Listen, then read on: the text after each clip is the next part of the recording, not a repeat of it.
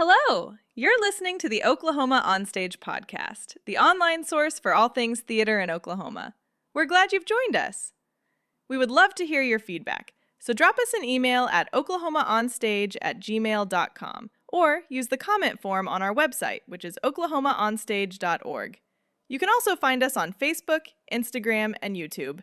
Be sure to like and subscribe. Oh, and leave us a rating and review. It would really help us out. Now, sit back and relax. Another great episode starts right now.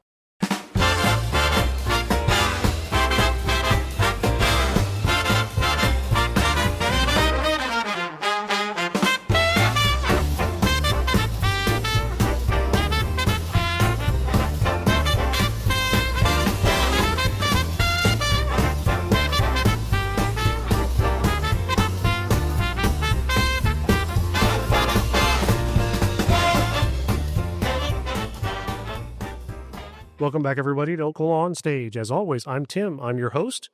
And today we have a guest that is a Tulsa native whose career has taken him from Shakespearean battlefields to international tours, from voice acting in live-action graphic novels to featured performances at American Shakespeare Center's Blackfriars Conference. He's played everything from Hal and Henry IV to Wadsworth and Clue, trained with some of the most respected Shakespeare scholars in the world, and built an award-winning filmmaking career along the way. And now, he's the founder and artistic director of Tulsa Shakespeare Company, a new repertory theater with a bold mission to make Shakespeare accessible, educational, and culturally essential for Tulsa. Their first events sold out, their workshops drew experts and novices alike, and their pop-up performance at Philbrook pulled in more than 400 people. Oklahoma Onstage family, please join me in welcoming Brock England to the podcast. It sounds so fancy when you describe it at such length. Like I've never heard my life presented in such a really good radio format. Thanks. And that was really nice. That's kind of the slipcover version, so we could always go a little deeper. So as we always do, we start out, kind of the elephant in the room, if you will. Just how did you get started in theater? That's a great question. As you said, I'm a Tulsa native. I grew up here in Tulsa and lived here till I was 10. And even during that time, my entire family was active doing it.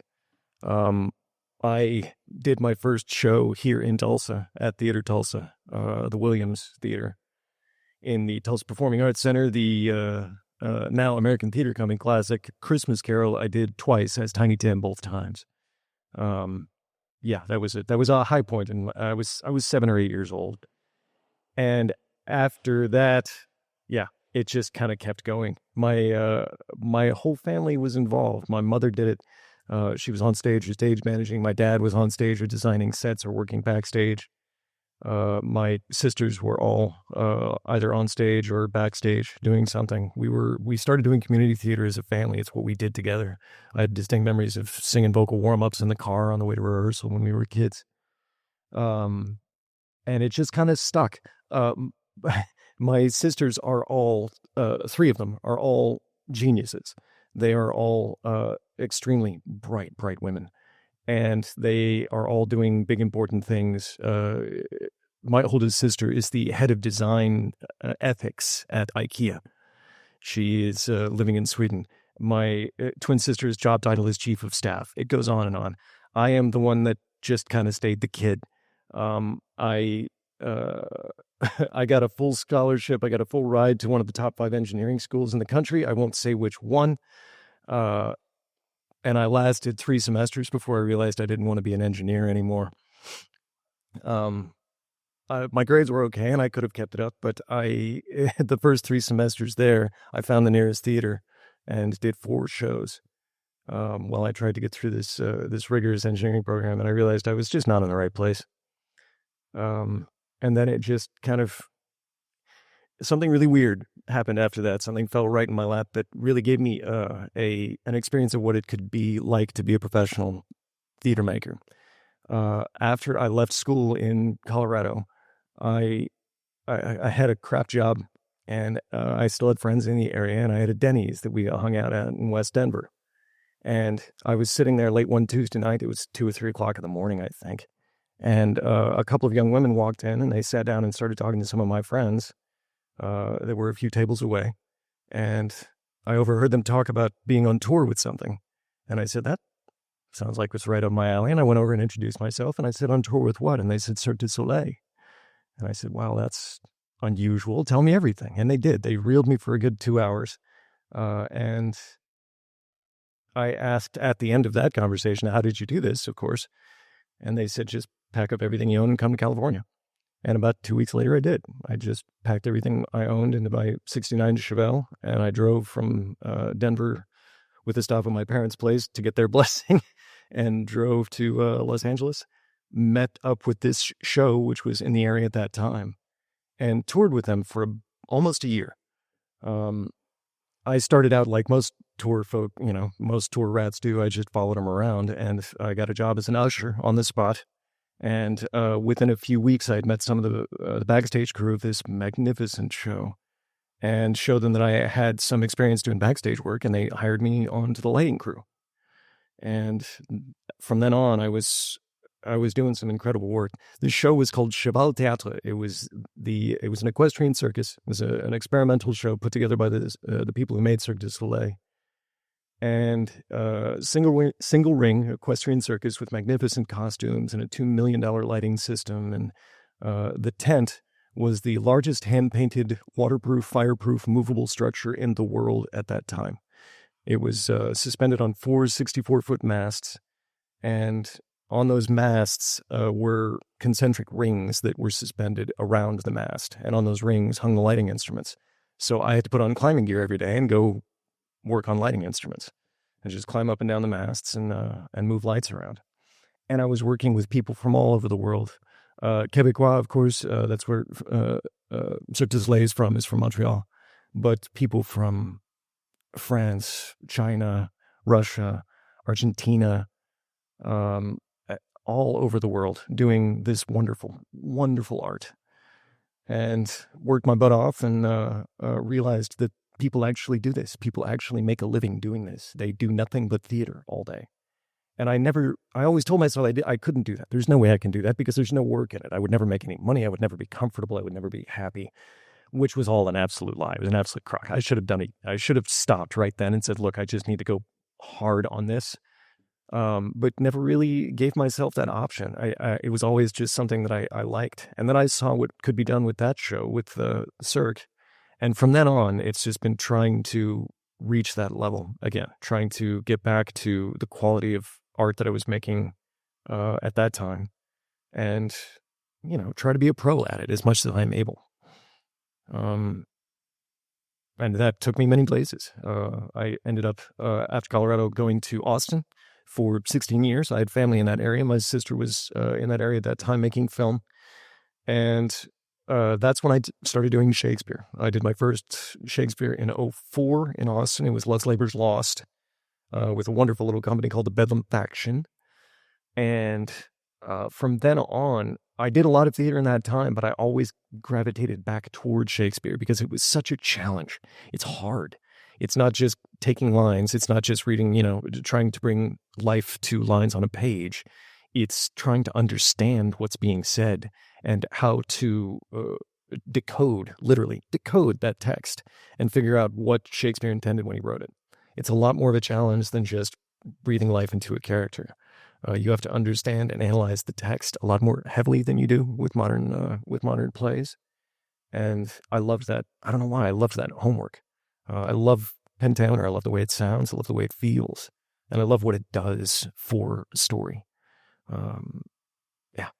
Shakespeare just kind of grabbed me after that. And since then, I worked with several companies in Austin, landed with one called Hidden Room Theater. Started working with them in about 2007, 2008, and continued with them on and on under the direction of a lady named Beth Burns. Beth had a penchant for finding theatrical oddities, Shakespearean and classical theatrical oddities, and resurrecting them. A great example is we found Richard III, but done by John Wilkes Booth. John Wilkes Booth was a very famous actor in his day. His entire family was, and actually he was a member of the first great American acting dynasty, the Booths. His father, Junius Booth, was, if I hope I'm remembering that correctly, was a superstar in his day. His brother was also very famous. John Wilkes was somewhat famous, but not quite as famous. As such, he got the Southern touring routes, which is where he was radicalized, and he turned against Lincoln.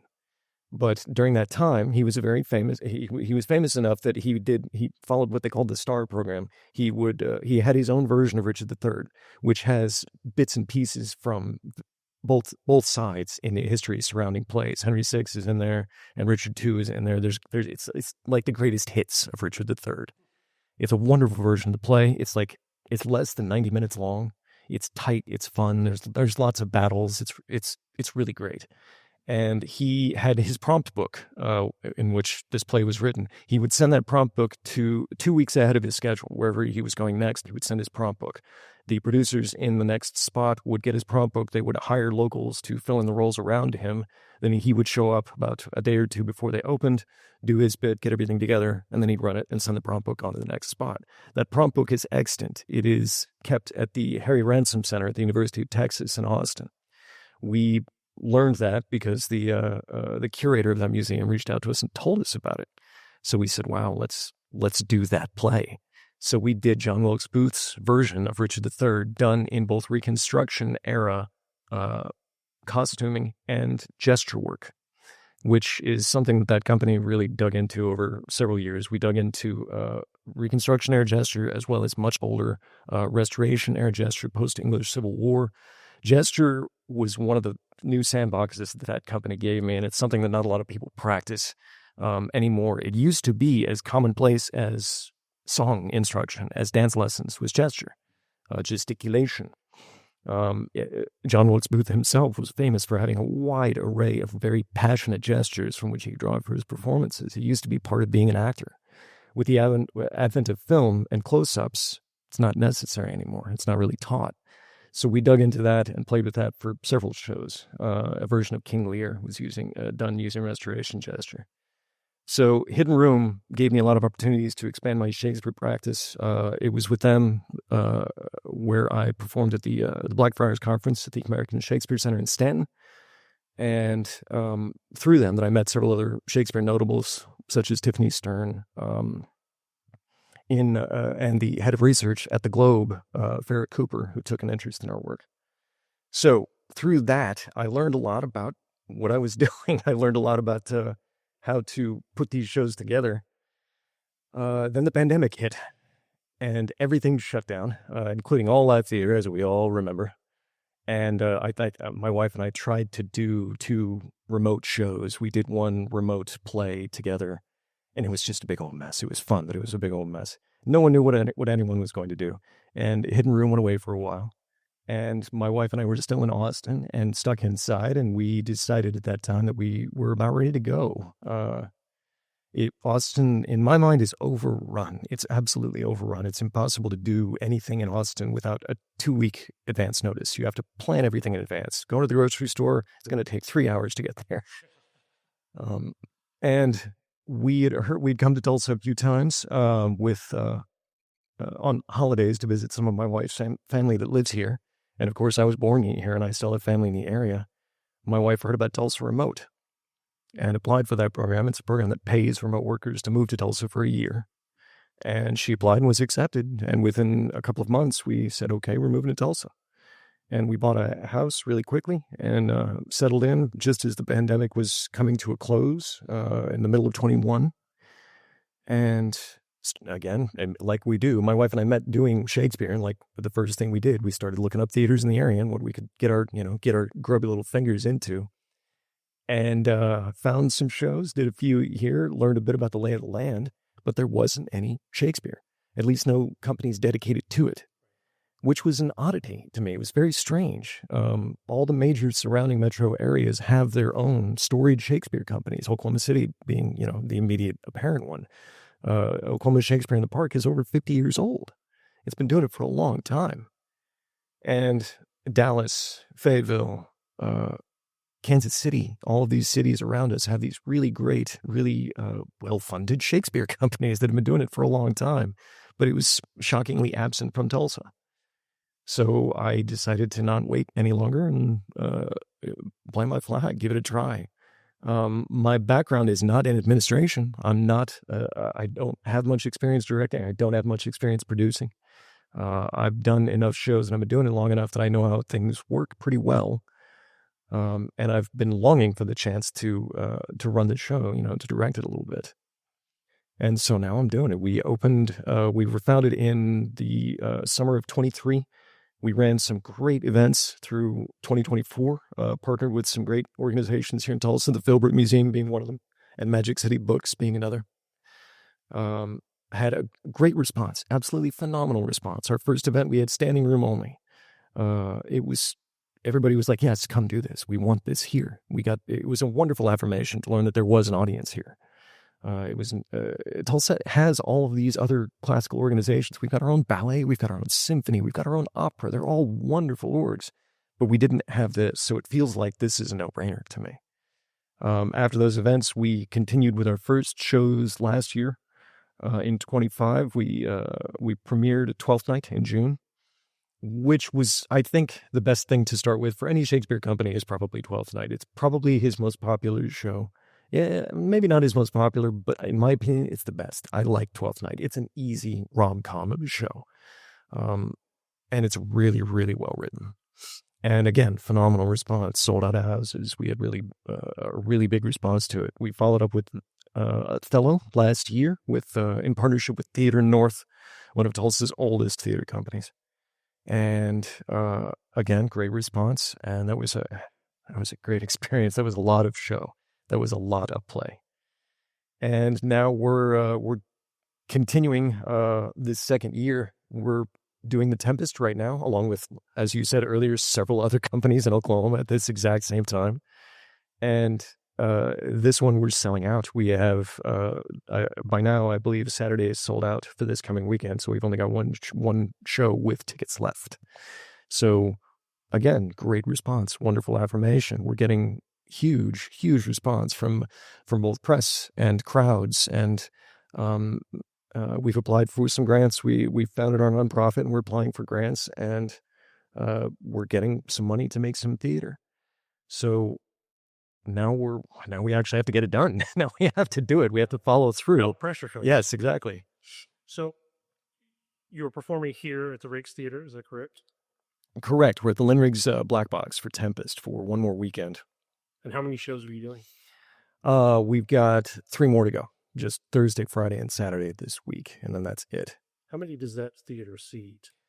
Not much. It'll only seat I think it'll seat a little over 100 if you squeeze them in. But for the arrangement that we've got in there now, it's only about 75 or 80. And you're selling it out? We're selling it out, which for Shakespeare and Tulsa, I think is just fine. I think I'm pretty pleased with it. I think the intimacy plays into Shakespeare. It does. It really does. So you've been acting for 2 decades on stage? Longer than, if you count my childhood, a lot longer than that. Oh, we talked a little bit about in the intro some of your roles, Hal and Henry IV, Belleville in The Rover. Yeah, F for Ben. That's a great play. Antonio in The Duchess of Malfi. Yeah, The Duchess of Malfi, John Webster. Grumio, Table with Shrewer. Great part. One of my favorite shows. Henry VI in Richmond in Richard III. Yeah, that was John Wilkes Booth's Richard III. And then you took a step out and stretched yourself to play Wadsworth in Clue. Yeah, that was my second role in Tulsa. And I just had to. The audition, like we talked about earlier, the audition for the chance to do something like that doesn't come up very often. Absolutely. So you got to give it a go. Sure. So what do you look for in a role? The challenge. I look for something that I've never done before. A great example, I just closed a show with Theater North in February of this year called Nat Turner in Jerusalem, which is a wonderful little piece by Nathan Allen Davis about the Nat Turner Rebellion in 1831, where Nat Turner led a rebellion of enslaved people and I think killed 25 people and was caught and executed for his crimes. The play is about the final night of Nat Turner's life and his conversations with his lawyer and confessor and the prison guard. And it's just, it was best described by our lighting designer, Frank Gallagher, as a 16 by 16 cockpit. It's a prison cell. And it's just these two characters kind of going at it. There's nowhere to go.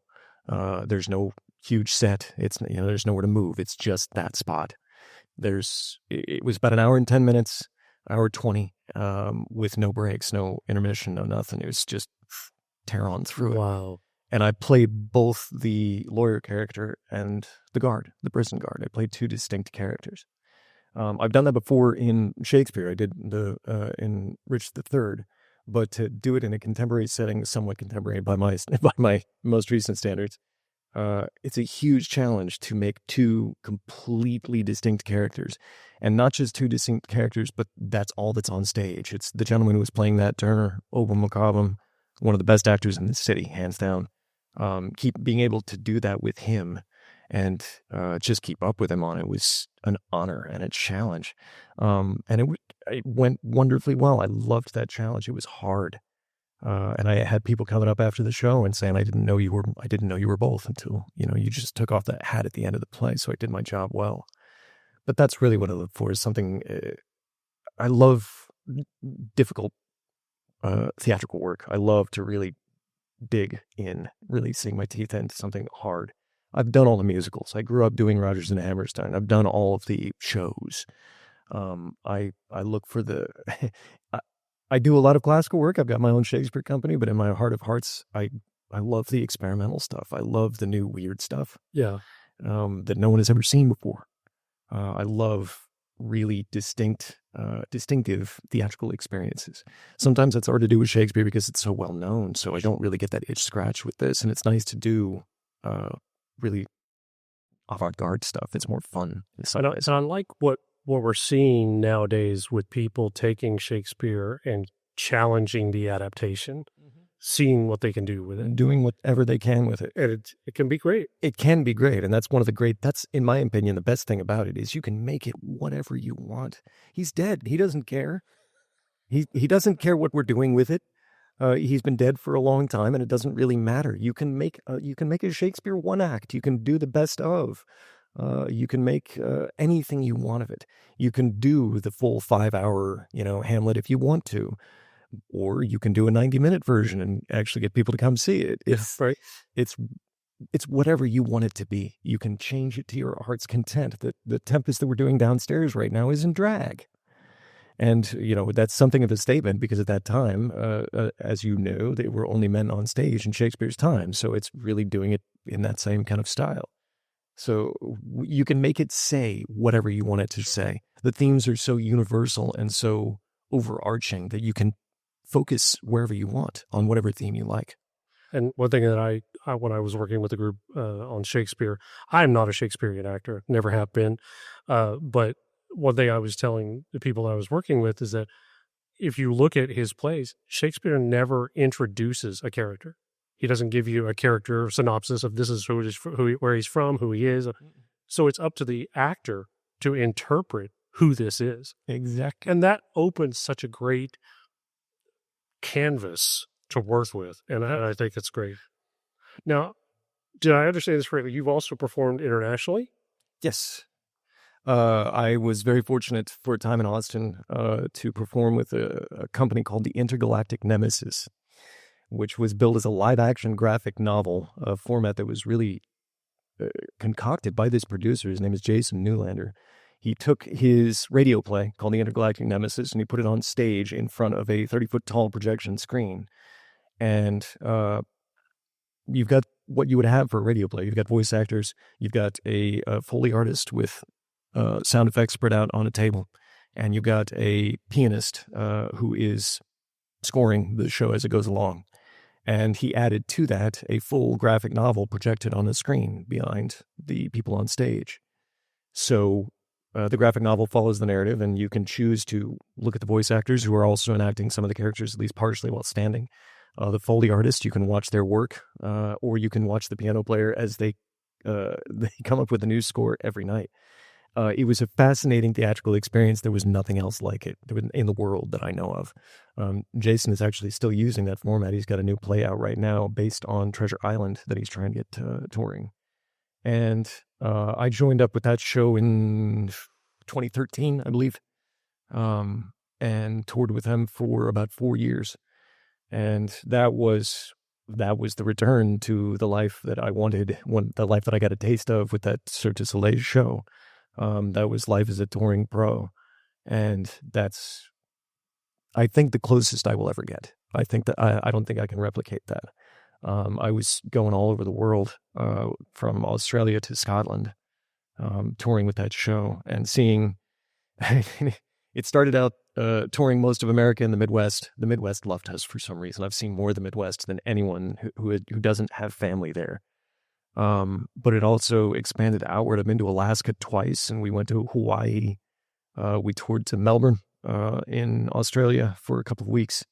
And then we finished off not our final year, but close to it, with a stint at the Edinburgh Fringe Festival in Scotland. That was August 2016, and spent the entire month there, and performed like crazy. I didn't understand how hard those Fringe Festival goers work. I don't know if you've been to many Fringe festivals, but holy heavens. I mean, Edinburgh is the mother of all Fringe. It's where it all started, and every nook and cranny of Edinburgh becomes a performance space during the month of August. It's how it is. And the entire city knows about it and prepares for it. But the performers themselves, if you've never been there, it's shocking.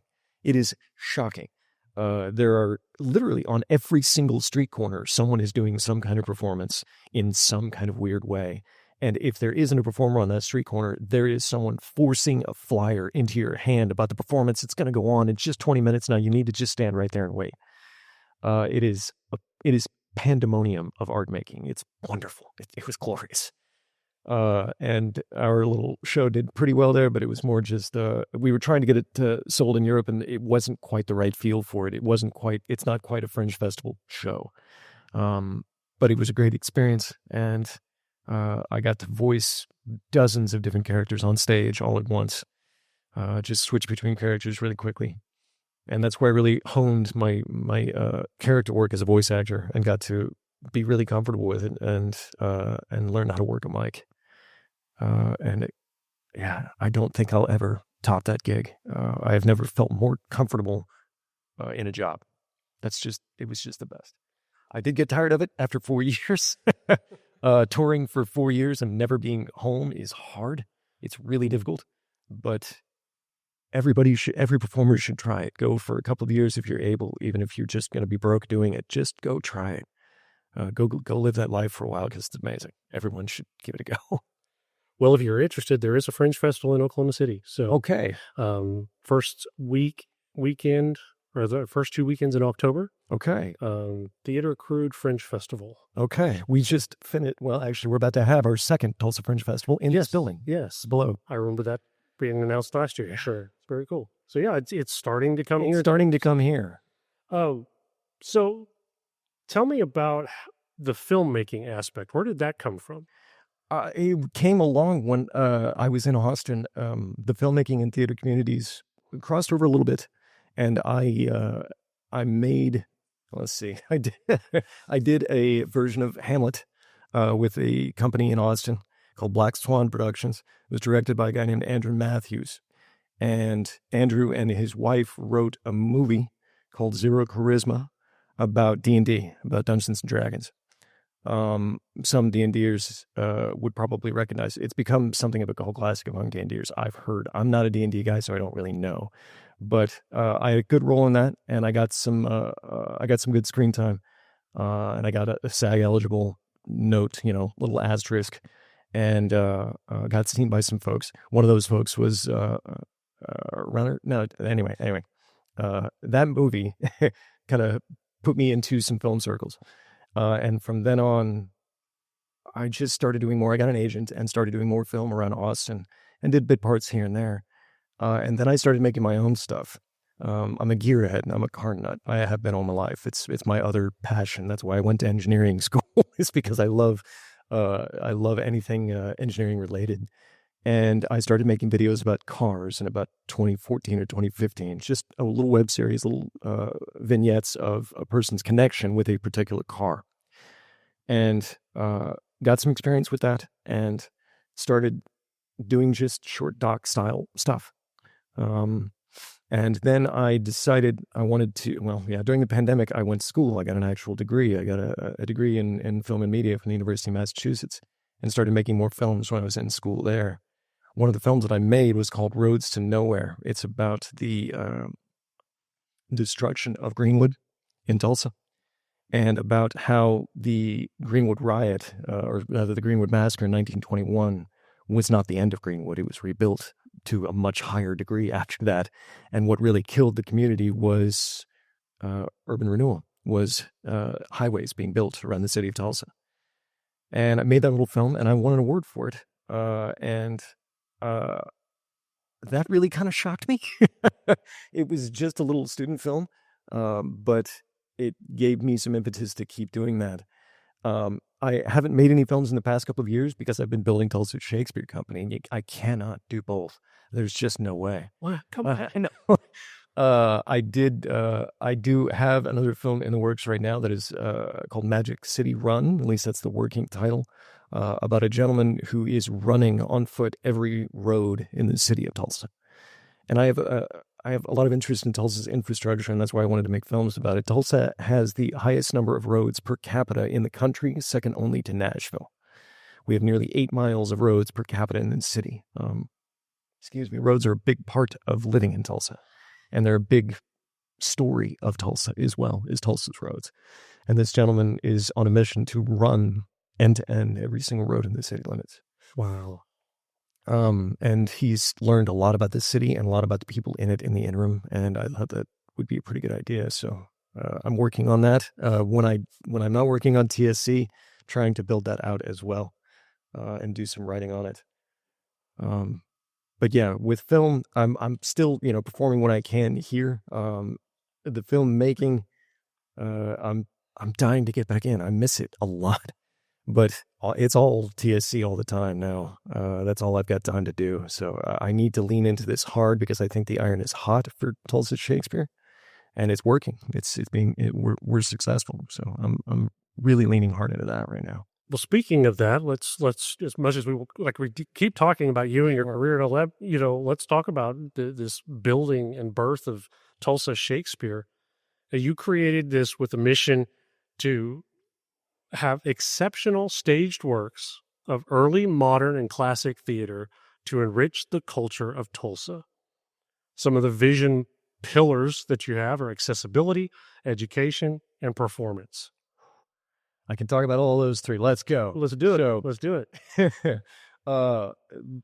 The two big ones mentioned up front are accessibility and education. Accessibility is a problem for most theatergoers in this city because small companies, even though they're small companies, still have to charge a reasonable amount of money for a ticket. We have to make some money back, even if we're a tiny little scrappy theater company. Otherwise, it just gets very difficult. We can't live on grants alone. We can if we have to, but we need to make just a skosh of money in order to make this work. So that even a $15 ticket can be a big barrier.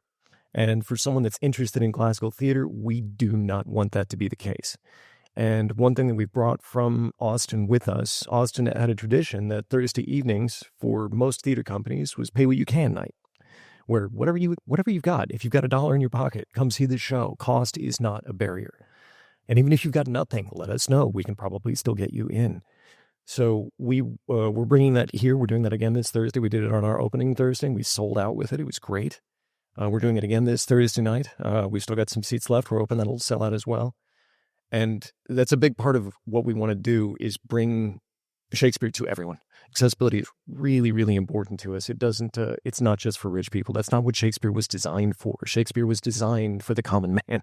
A lot of people think it's very haughty and very highbrow. It is not in any way. And we are showing that right now with The Tempest. We had a 5-year-old come in last week and just had a blast. They loved it. We want to bring Shakespeare to everyone. The second one, and this is one that I'm really, really focusing on right now, which is education. We were speaking a little bit about this earlier. Oklahoma's education landscape is pretty dire right now. It's not good. Just a few years ago, the University of Tulsa shut down their theater program completely. Just shut it down. They have a brand new performing space that they are never going to use because there is no longer a theater program there. And that's wild. That's wild to me. So we want to help out in any way we can by bringing the arts to the community through education, whether that be through adult workshops, acting workshops, through workshops on decoding the text, how to read Shakespeare and how to pick up the text, or going into schools and teaching to young children, which we've already done. I've done 3 in-school workshops right now, and we are building out that process to put Tulsa Shakespeare Company actors into schools all over the area. And we got, again, had a great response. The teachers want it. They want it badly. They want help. So anything that we can do to bring some new thoughts about this old text to students, we're going to do. And I'm amazed. I don't know about you, but when I was a kid, I didn't touch Shakespeare till really high school. I may have touched it in middle school, but if I did, it was only very glancingly. 2 of the workshops that I've done were for 10-year-olds, 4th graders, Wow. 3rd and 4th graders. They're getting younger and younger. And I'm working with a guy right now who is quite confident that we can teach Shakespeare to 5-year-olds. He's done it before. I don't know how that works, but I'm excited to see, and I'm excited to further that part of our mission. That's going to be a big part of what we do, is getting them young, teaching kids that Shakespeare is not, it's not just something that you scoff at in English lit class when you're, 15.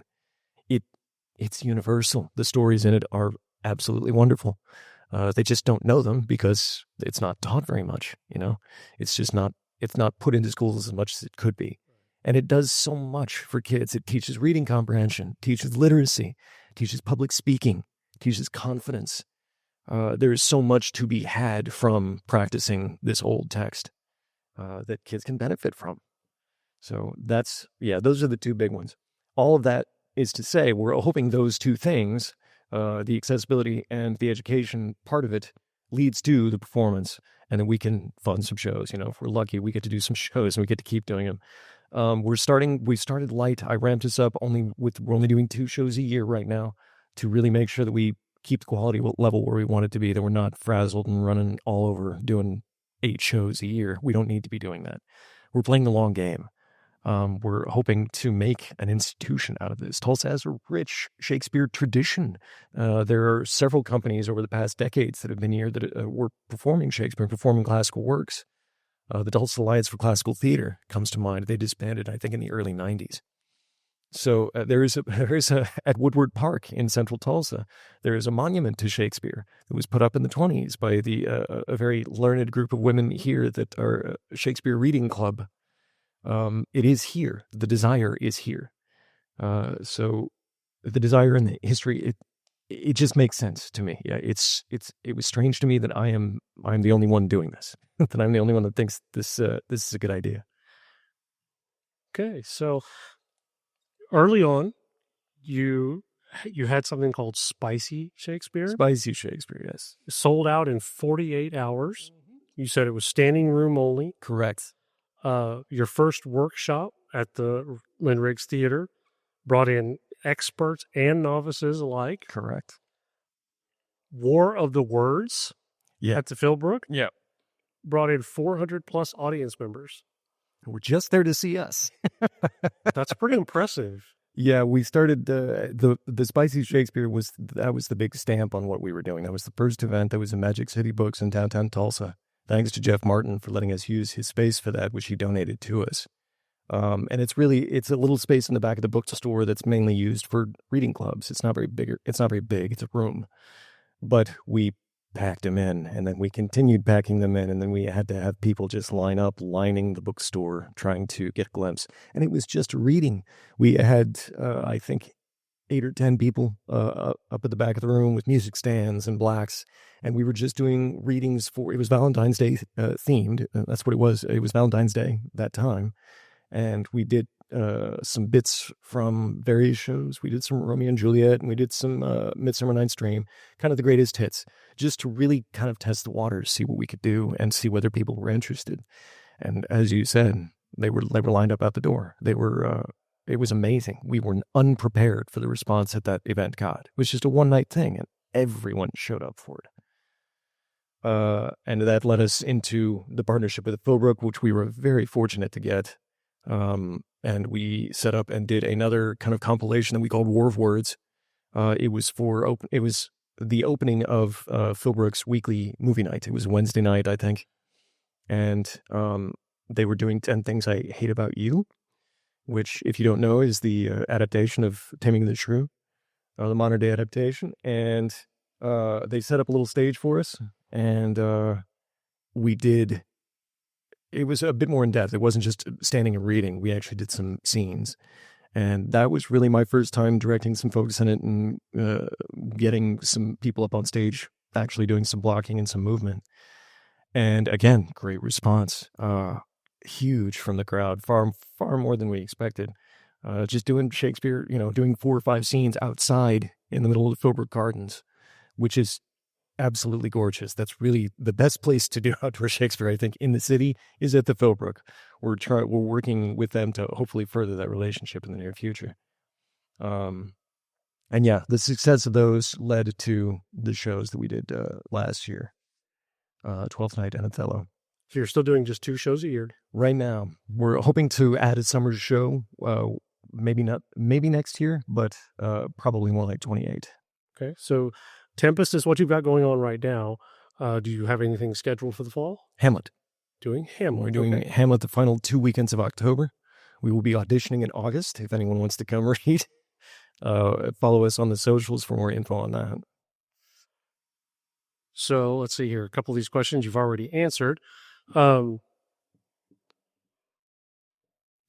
challenging do you find it to maintain the balance between artistic vision and practical logistics?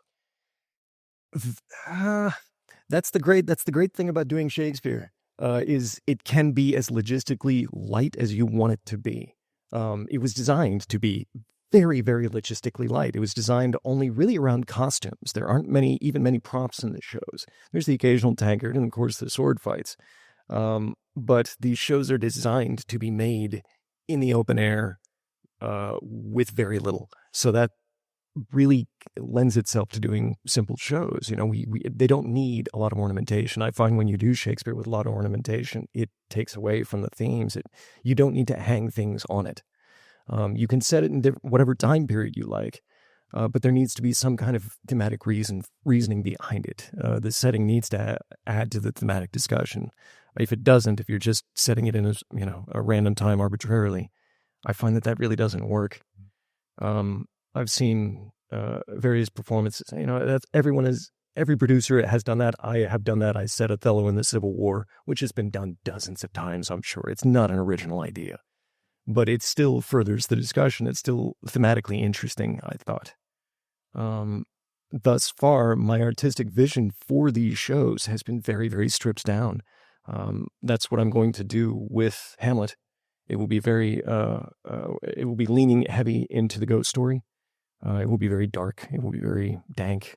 I'm thinking of using mostly practical lighting for that, handheld lanterns, some fake torches, and making that a very, the space that we're going to have it in, I'm not going to say what it is because it's not confirmed yet, but it will be very intimate. It will be very close. And I want that kind of discomfort that's easy to do with not very much, if that makes sense. So my visions for this, I'm a big fan of just get out in the street and do it.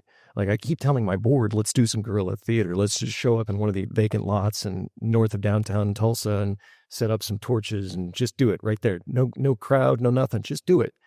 And they're like, you're crazy. Right? Just shut your mouth. You're never going to do that. We're never ever doing that. But I'm a big fan of guerrilla theater like that, where you just show up and do it. You don't need anything extra. If the performances are good and if the text is, if you know what you're saying, you don't need anything extra to do it. You don't need ornamentation. You don't need huge lights and huge sound. In fact, it's a big hindrance. So, okay. So looking to the future for Tulsa Shakespeare, you said you have a dream of a full repertory model. Oh God, tell me about that. That's the dream. I would love to build a full company here. We have built a small company of actors from these few shows that we've done. We're going to keep adding to and keep training over time. But from then, I believe it is possible to build a theater company where you can pay people a living wage. A big part of what we do I know. Look at your... What? You can't hear this. You can't hear the face that Tim just made, folks. It's insane to think that actors might be paid a wage at some point. That is another thing that we wish to change. We watched it change in Austin, my wife and I, when we were performing there. The paradigm shifted in our time there toward paying actors. It's just kind of a given, if you're an actor that is not under contract or on film, you're not getting paid. It's just how it is. And we think that that's ridiculous and that is a wanton affront. Why? Even non-pro musicians, they might get $100 for a gig. They might get tips. They get something. But in this business, if you're doing anything even remotely resembling community level work, you get absolutely nothing, just nothing. And that's not sustainable. Like, that can't keep going on. Right. With the way the world is going right now and art's being pushed out left and right, and theater under attack from many different directions. Like, who was it a few days ago? It was Timothy Chalamet a few months ago made that asinine comment about ballet. Theater is being scoffed at. Yeah.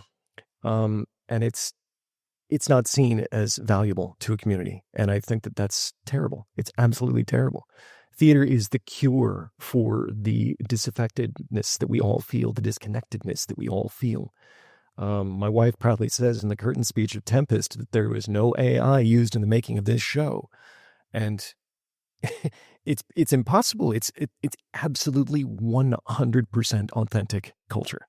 You cannot fake it. It's right there in front of you. Absolutely. It's not something that can be altered in any way. Every show is a one-of-a-kind experience. You will never have that same experience again, even if you see the same show again. It's a one-of-a-kind. So that, I think, is a big part of why we're doing what we're doing, to drag people back and let them have a good time in a room with some other strangers and show them how important that can be, how it makes them feel. The friendliness and the loneliness epidemic that's going around right now since the end of the pandemic, where people are just staying inside. We're trying to bring them back out again. Cool.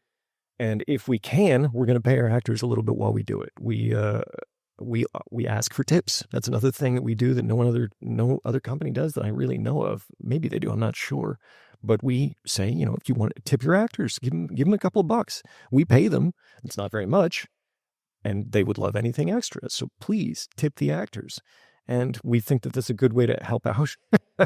But the goal eventually is to have these both, repertory and education programs that support these actors. I've seen those education programs in action, and I know that they can do it. I know that they can support a few actors in a company. I would love to be able to form these little educational workshops and then tour them to local schools, get them out into the area.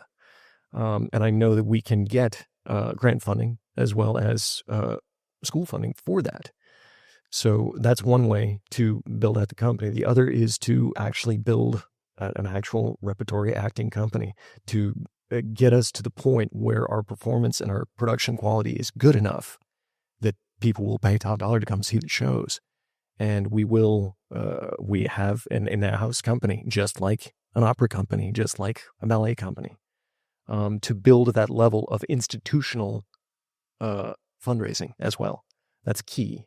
The way that we can do that is through education and through continuing what we're doing with these performances. Each performance, we've taken a step up thus far. And if we keep that trajectory up, the sky's the limit. We can get there. We can do it. It's just going to take a lot of time. Very cool. So what do you see when you envision Tulsa Shakespeare in 10 years? I see a tiny performing space that is for us to use, that is particular to Tulsa Shakespeare Company, that we can use for performance and for rehearsal, hopefully. In 10 years, I see a big educational impact. I see our education programs being a commonplace item for parents to look at and put their kids at in the summers, in summer camps, not just in school workshops, but we're building out some summer camps as well. I see us becoming a part of the Tulsa cultural landscape. Like I said, this is the long game. We're not going anywhere. This is not a flight of fancy. If I can't run it any longer, I know I can find people that would, because Tulsa needs this. And the response that we've gotten from everyone from city councilors to notables in the area, the rest of the arts community at large is, yes, you're absolutely welcome. We need you here. So as long as we can continue building that goodwill, then the next 5 to 10 years, in 10 years, I hope that we have that full space and we have that full donor base that we can build off of, that we can plan around. That's what I'd really like to be able to do, is to plan a realistic, long-term budget and cash flow. Something we can say, well, I would love to know what money we're going to have in the next couple of years. Sure, wouldn't we all? Yes. Okay, so as we come to the end of our time here together, I have this thing that I do on every episode that we do. We end everything on a light, fun note. We call our casting call curveballs. Okay. So these are just off-the-wall random questions, just the first thing that pops into your head. All right. And they may or may not be about theater. Okay. First question. If you could drop one Shakespeare character into modern-day Tulsa, who would cause the most chaos? Falstaff. Hands down. There's no question. So there you go. What's one Shakespeare monologue that you could still perform even if someone woke you up at 3 a.m. in the morning? You're going to love this. One of the most challenging Shakespeare role that I've ever played was a woman. It was Queen Margaret of Anjou in Henry VI. Henry VI is 3 plays. It's huge. It's a huge saga. And Margaret is the one through line through all 3 parts. And there is one monologue of Margaret's that I still remember I use as my warm-up. I use it all the time. And I'm sure I could recite it in my sleep. Absolutely, 100%.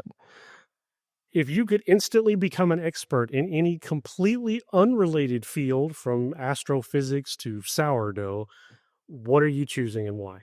It's funny that you mentioned sourdough because I baked sourdough for a while last year. The one thing that I would choose would be aviation. I come from an aviation family. My grandfather did it. My father did it. My mother was a ticket agent with American Airlines for 35 years. It's in my blood. And if I were to know everything about one thing, it would be aviation.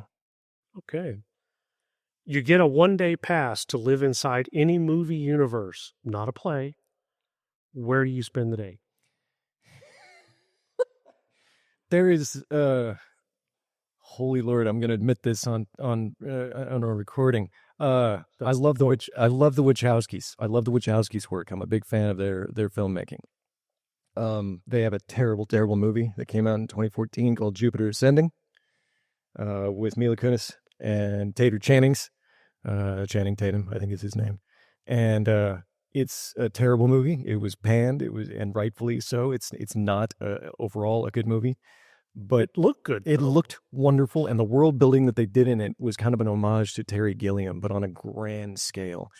Terry Gilliam is actually in the film. And if I were to choose to be placed in any world, it would be the world that they created for Jupiter Ascending. It was pretty amazing. That would be cool. Huh. That's a good question. What's a small, everyday object that you irrationally love and would absolutely defend in a court of law? This.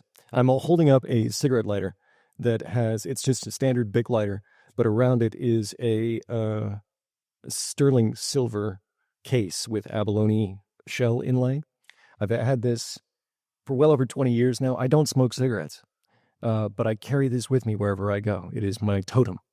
I lost it recently for a period of a few days, and my wife she was beside herself trying to console me because I was so I couldn't be without it. Yes, I will never leave this. And where did you get this? This was given to me by a friend in Austin a long time ago, just at random, because it matches another piece that I've got. But it feels so good in the hand. It's just something that I always have. I always have it. Okay. If you could instantly master one non-theater skill, what would you pick? Oh, that's a great question. I would remaster singing. I was an all-state baritone when I was in high school, and I had to choose between music or theater when I was growing up, and I chose theater. I couldn't do both. I didn't have the time. I've heard of musical theater. I did all the musical theater at that time, but I could when I started doing theater more often in Austin and started getting paid for it, then I couldn't really go to a choir rehearsal. I had to go to show rehearsal instead. So I kind of gave up that part of it. If I could, I would be a really good singer again. What's a weird hobby or interest that you have that people wouldn't guess? That people wouldn't guess? I don't know. I'm a bit too far into that. I can't really make an objective opinion. Trail running. I'm an ultra runner. Okay. Yeah, I don't suppose you might guess that. I mean, if you looked at, I'm pretty short and skinny, so I guess you might guess that. I like Legos. I like really complex Lego sets. How about that? Absolutely. If your life had a soundtrack, what genre would dominate it?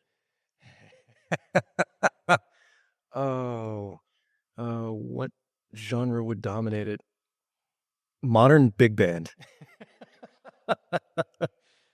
Yeah, I think so. Postmodern jukebox. It's something like that. Yeah. Yeah, something like oh God, there's a couple of artists that come immediately to mind that folks probably don't know, but Remy LeBouf. Yeah, a couple of folks who do there's actual modern big band music. If you haven't heard it, check it out. It is great. Yeah, I'm a big jazz fan, so I'm right Yeah. with you. You can only keep one during Tech Week: coffee or sleep. Sleep. I can do without coffee. I can make it. But sleep on a tech week is gold. It's absolute gold. Right. I can do without coffee. Give me sleep any day of the week. If you could send one message to your 12-year-old self, what would it say? Oh God, be patient.